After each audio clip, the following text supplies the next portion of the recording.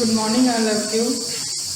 Fourth semester की classes चलाने के लिए बात कर रहे हैं। फोर्थ सेमेस्टर में आपका पेपर है शैक्षिक प्रबंधन और प्रशासन। 50 नंबर का पेपर है, सैद्धांतिक विषय है ये, और इसी को पढ़ाऊंगी मैं यहाँ पर। फोर्थ सेमेस्टर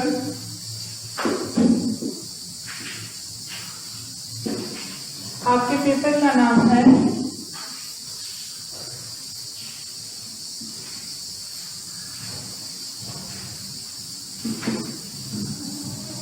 शैक्षिक प्रबंधन एवं प्रशासन।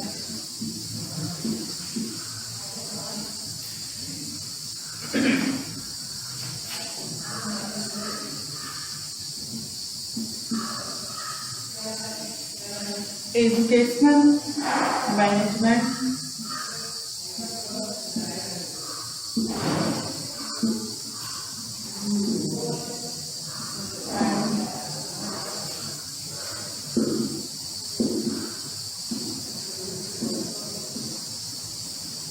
एडमिनिस्ट्रेशन। तो जहां पर भी हम प्रबंधन और प्रशासन की बात करते हैं वहां पर सबसे पहले नाम जुड़ जाता है। एक थिंकर हैं लूथर गुलिक। ये पॉलिटिकल साइंस के थिंकर हैं। पब्लिक एडमिनिस्ट्रेशन या फिर मैनेजमेंट या फिर एजुकेशनल मैनेजमेंट, इन सभी में हम लूथर गुलिक को जरूर पाते हैं। लूथर गुलिक ने एक सिद्धांत दिया है, पोस्टकार्ड का सिद्धांत दिया है। तो हम प्रशासन में लूथर गुलिक को बिना समझे हम प्रशासन को नहीं समझ सकते हैं। तो सबसे पहले हम लूथर गुलिक के पोस्टकार्ड सिद्धांत पर एक निगाह डालते हैं। जैसे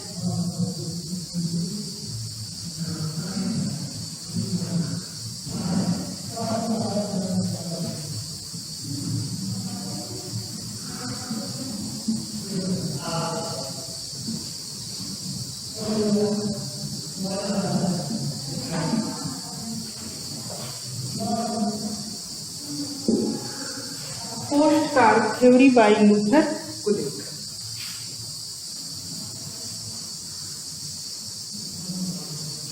इस पोस्टकार्ड जो ये शब्द है, इस हर शब्द का अलग अलग मीनिंग है, जिस पर आपका ये पूरा प्रशासन या एडमिनिस्ट्रेशन डिपेंड होता है।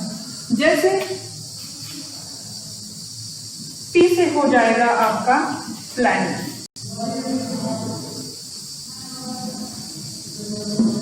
प्लानिंग से क्या मतलब होता है? प्लानिंग से मतलब होता है नियोजन करने से, योजना बनाने से। वैसे भी तो आप लेसन प्लान बनाते हो ना, तो वहां पर प्लान का क्या मतलब होता है? वहां पर भी प्लान का ही मतलब होता है कि हम किसी काम को कितनी योजनाबद्ध तरीके से, कितने सिस्टमैटिक ढंग से कर रहे हैं। तो यहाँ पर भी प्लानिंग का वही मतलब है, नियोजन या योजना बनाना। नियोजन। अगला है ऑर्गेनाइजेशन।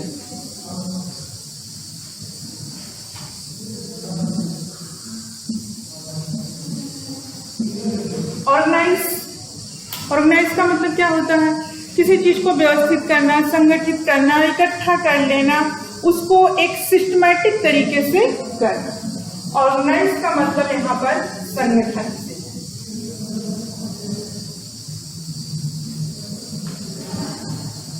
अगला है स्टाफ।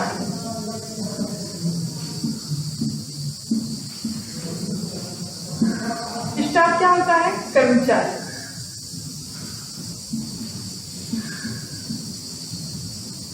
कर्मचारी या किसी भी संस्था में काम करने वाले वर्कर, जिसके बेस पर संस्था के कामों को किया जाता है। और अगला है डायरेक्टर।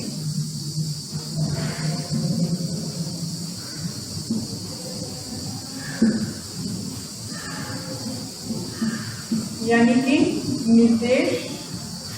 निर्देशन या निर्देश देना। किसी भी काम को अगर सही दिशा निर्देश ना दिया जाए तो वह अपने गंतव्य स्थान तक या अपने उस लक्ष्य को नहीं प्राप्त कर सकता जिस लक्ष्य को प्राप्त करने के लिए हम उस काम को कर रहे हैं। तो यहाँ पर भी डायरेक्टिंग का मतलब होता है निर्देश देना, दिशा निर्देश देना, रास्ता दिखाना, पथ प्रदर्शन करना। अगला है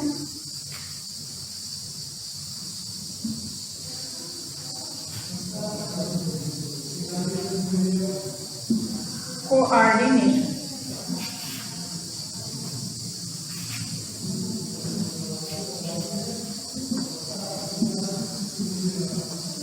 कोऑर्डिनेशन का मतलब होता है समन्वय।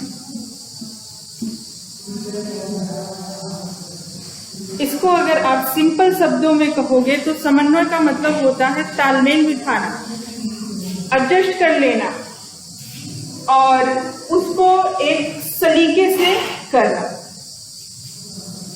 अगला है रिपोर्टिंग।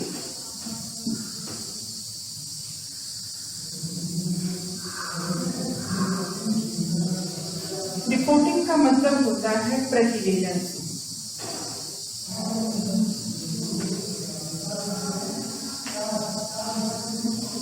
जब हम किसी काम को करते हैं, अगर उस काम का एक निश्चित आंकड़ा ना रखा जाए, निश्चित तरीके से उसको कहीं पर, चाहे उसकी हार्ड कॉपी या सॉफ्ट कॉपी अगर हम नहीं रखेंगे तो उसके बारे में हमें कभी भी कोई जरूरत पड़ेगी तो हमें बहुत सारी दिक्कतें होंगी और ये भी नहीं है कि वो सारी चीजें हमें याद रहने वाली हैं।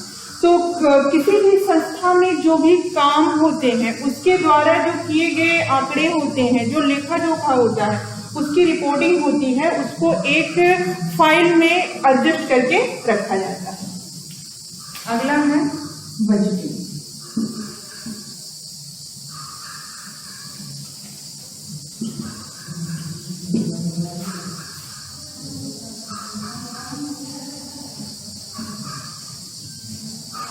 बजट का मतलब किससे होता है? बजट का मतलब होता है कि किसी भी व्यवस्था को चलाने के लिए हमें पैसे की जरूरत होती है।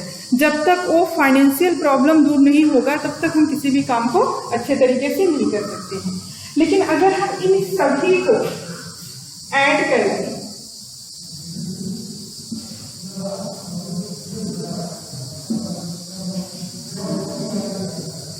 तो एक शब्द बनता है, वो है